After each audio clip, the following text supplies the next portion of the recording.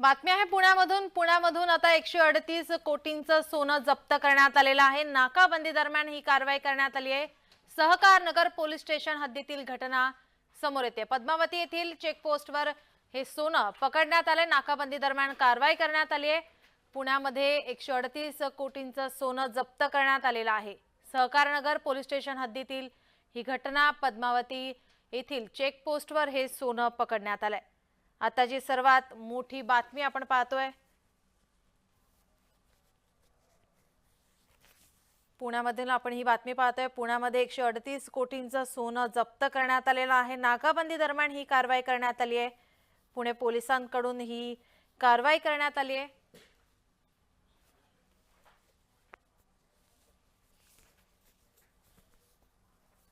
सकाळच्या दरम्यान पोलिसांकडून नाकाबंदी दरम्यान ही कारवाई करण्यात आलेली आहे। 138 कोटींचं सोनं हे पकडण्यात आलंय। सहकार नगर पोलीस स्टेशनच्या हद्दीमध्ये पुणे पोलिसांनी हे सोनं पकडलंय। पद्मावती येथील चेकपोस्टवर सोनं पकडण्यात आलंय। इन्कम टॅक्स अधिकाऱ्यांना बोलावून आता चाचणी केली जात आहे।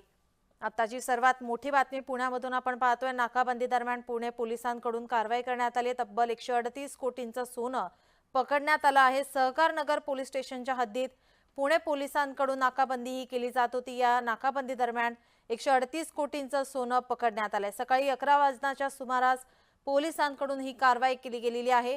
पद्मावती येथील चेकपोस्टवर सोनं पकडण्यात आलंय। इन्कम टॅक्स अधिकाऱ्यांना बोलून आता चाचणी केली जाते। आपले प्रतिनिधी रोहन कदम आपल्या सोबत जोडलेत। रोहन, अतिशय महत्त्वाची आणि मोठी बातमी आपण पाहतोय। या ठिकाणी नाकाबंदी दरम्यान पोलिसांनी तब्बल 138 कोटींचं सोनं पकडलंय।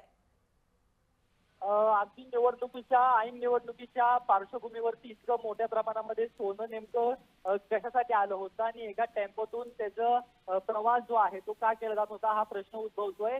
नाकाबंदी करून पोलीस जे आहेत ते विविध ठिकाणी सगळ्याची चाचपणी करत असताना सकाळी 11च्या सुमारास सहकारनगर पोलीस स्टेशनच्या हद्दीमध्ये जे आहे ते हे संपूर्ण सोनं पोलिसांना मिळालं आहे। जवळपास 138 कोटी रुपयांचं हे सोनं असल्याचा प्राथमिक अंदाज वरिष्ठ पोलीस अधिकाऱ्यांकडून दिला जातोय। परंतु हे सगळं सोनं जे आहे ते सध्या इन्कम टॅक्सने जमा केलेलं आहे आणि इन्कम टॅक्स यावरती इन्कम टॅक्सचे बडे अधिकारी जे आहेत ते पडताळणी करतायत। कारण का याची सगळ्याची डॉक्युमेंटेशन पाहणं गरजेचं आहे आणि जर का हे सोन्याचे डॉक्युमेंट्स असतील आणि ते डिलिव्हरीसाठी आले असतील तर हे सगळं कायदेशीर मानलं जाईल। परंतु जर का याबाबतची कुठलीही स्पष्टता जर आली नाही, या सोन्याबाबतची कुठलीही माहिती जर का कागदपत्राच्या दृष्टीने त्यांच्याकडे नसेल तर हा खूप मोठा उलगडा जो आहे तो पुणे पोलिसांनी केला असं म्हणावं लागेल। कारण का ऐन निवडणुकीच्या पार्श्वभूमीवरती जवळपास 138 किलोचं सोनं जे आहे ते पुणे पोलिसांनी सहकार नगर पोलीस स्टेशनच्या हद्दीमध्ये जे आहे ते जप्त केलेलं आहे। आपण तो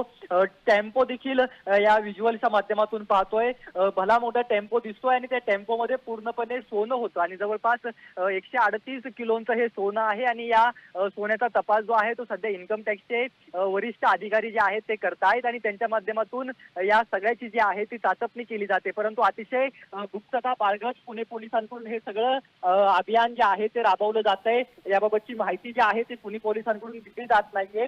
त्यामुळे हे इतकं मोठ्या प्रमाणामध्ये सोनं, कारण का 5 कोटी रुपयांची रोकड काही दिवसांपूर्वी पुण्यामध्ये जी आहे ती पुणे पोलिसांनी पकडलेली होती। त्यानंतर पुन्हा 22 लाखांची रोकड आणि आता तब्बल 138 कोटी रुपयांचं सोनं। त्यामुळे खळबळ माजवणारी ही बातमी आहे। परंतु जर का या सोन्याबाबतचे डिटेल्स जर का संबंधितांनी दिले तर मात्र हे सोनं कायदेशीर देखील मानलं जाऊ शकतं। परंतु सध्याच्या घडीला जे आहे ते इतक्या मोठ्या प्रमाणामध्ये एकाच ठिकाणी एका टेम्पोमध्ये सोनं आढळल्यामुळे सगळेच जण जे आहेत ते अवाक झालेले होते आणि त्यानंतर वरिष्ठ पोलीस अधिकारी डीसीपी असतील ते रोहन, चेकपोस्टवरती या पोहोचलेले संदर्भात होते। पोलिसांना काही गुप्त माहिती मिळाली होती का? त्यानंतर ही काही कारवाई किंवा नाकाबंदी करण्यात आली होती का?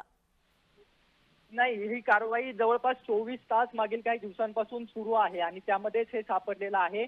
याबाबतची कोणतीही टीप जी आहे ती पुणे पोलिसांना नव्हती। रॅन्डमली सगळ्याच गाड्यांचं चेकिंग जे आहे ते मागील काही दिवसांपासून पुणे पोलीस करतायत आणि त्याच पार्श्वभूमीवरती ही गाडी देखील पुणे पोलिसांनी पकडली आणि तब्बल 138 कोटींचं सोनं जे आहे ते पुणे पोलिसांना मिळालं आहे आणि सध्या इन्कम टॅक्सचे बडे अधिकारी या सगळ्याच्या सोन्याची चाचपणी करतायत। पुणे पोलिसाचे वरिष्ठ अधिकारी त्या ठिकाणी पोहोचलेले आहेत आणि परंतु प्रचंड गुप्तता जी आहे ती या सगळ्याबाबत पुणे पोलिसांनी जी आहे ती बाळगलेली पाहायला मिळते। होते. त्यामुळे नेमकं हे सोनं कुठून आलं होतं, या सोन्याची देवाणघेवाण कशासाठी होत होती आणि निवडणुकीच्या दृष्टीने काही याच्यामध्ये रोहन, समावेश जर आहे आपण का? म्हणताय की या ठिकाणी ज्या ठिकाणी आता ही नाकाबंदी करण्यात आली होती, ही रॅन्डमली या ठिकाणी नाकाबंदी सुरू होती, तरी सुद्धा इतकी हिंमत करून 138 कोटींचं, अगदी मोठी रक्कम आहे ही, 138 कोटींचं सोनं या ठिकाणाहून नेण्यात येत होतं आणि या ठिकाणी माहिती आहे की या ठिकाणी नाकाबंदी असते, पोलिसांचा बंदोबस्त असतो,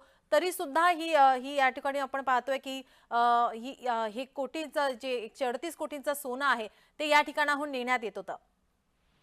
अगदी बरोबर आहे आणि याचं श्रेय जे आहे ते पूर्णतः पुणे पोलिसांना द्यावं लागेल. कारण का पुणे पोलिसांनी अनेक ठिकाणी जे आहे ते अशा प्रकारची नाकाबंदी 24 तास सुरू केलेली आहे. अनेक वाहने कदाचित वाचली देखील जात असतील, परंतु अशा प्रकारे काही वाहने सापडत आहेत आणि त्यामध्ये बडी मोठी रक्कम सापडते. म्हणजे काही दिवसांपूर्वी 5 कोटी रुपये, त्यानंतर 22 लाखाची रोकड आणि आता जवळपास 138 कोटींचं सोनं जे आहे ते सापडलेलं आहे. त्यामुळे पुणे पोलिसांनी विविध ठिकाणी जे आहे ते चेकपोस्ट लावलेले आहेत, नाकाबंदी केलेली आहे आणि नाकाबंदीच्या माध्यमातून या सगळ्याची जी आहे ती पडताळणी केली जाते, चाचपणी केली जाते. सगळ्या गाड्या ज्या आहेत त्या थांबवल्या जातात, संशयास्पद गोष्टी थांबवल्या जातात आणि त्यामुळून चौकशी करून जे आहे ते सोडल्याशिवाय कुठलीही गाडी जी आहे ती शहराच्या बाहेर जात नाहीये, शहराच्या आतमध्ये देखील येत नाहीये. रोहन, याचे अपडेट आम्ही तुमच्याकडून घेतच राहू. तुर्तास धन्यवाद आपण दिलेल्या माहितीसाठी.